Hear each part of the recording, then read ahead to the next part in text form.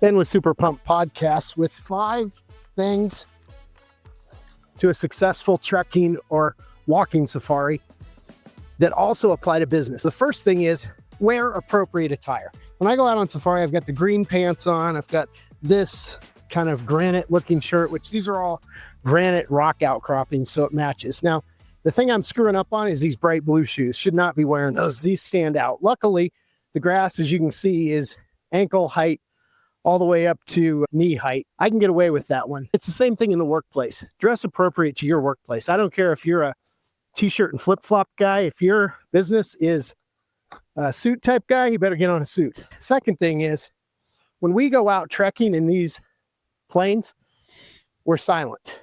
We don't talk. We can go for hours without a word. The reason for that is we're listening for the clues all around us. We're listening to the animals warn us. Once we start making a bunch of noise, we're on everybody's radar and we're not going to see anything. Silence, that's an important thing in the workplace. The more you can be quiet and just listen to your colleagues and to industry experts and be quiet, the more successful you're going to be. Third thing is we walk as one.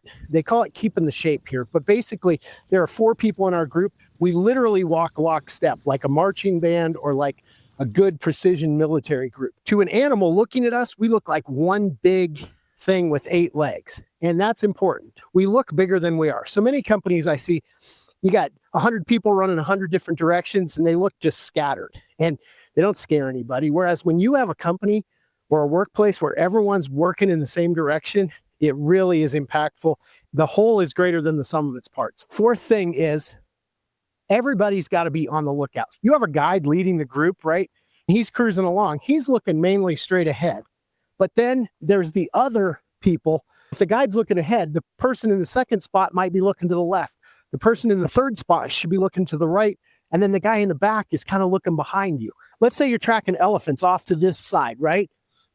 The first 2 people are looking that way.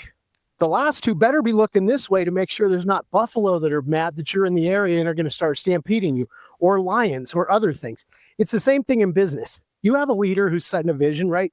But you also want all your people to be on the lookout for stuff. Ideally, on trekking safari, everybody has binoculars so that they're seeing off on the horizon in all different directions. And the final thing is, you can only track the animals upwind. This took me a few days to understand this. We're out walking in the safari, right? On this side, there are no animals for 2 kilometers, right? But then on this side, there's huge herds of zebras or impala or buffalo. And I was like, what gives? Why are there no animals over here and tons over here? Then I figured it out. This is the way the wind is blowing. Everything downwind catches scent of us and scatters, right? They'll scatter for like 2 kilometers, whereas upwind, they don't smell you. You can get within 50 or 75 meters of some of these major big 5 animals because you're going upwind. I think so often in business, everyone wants to just ride the easy way downwind, right? But that's where everybody is, and you're never going to get anywhere. Whereas if you go upwind, you can surprise even the biggest game because you're coming out of nowhere. If you're a startup company, go upwind and surprise them. Zig when the others zag. If you do that, both on safari, particularly trekking safari, where you're out here on foot, you're going to have success. Just in review, dress appropriately, be quiet, walk as one, zig when others zag, go upwind, and have everyone looking on the horizon. If you do, you're going to be successful out here like we have been, seeing 3 of the big 5 animals plus an incredible array of other animals. If you don't, you're probably going to be eaten by bigger prey. Be safe out there. This has been fun, and I'm going to get out of here.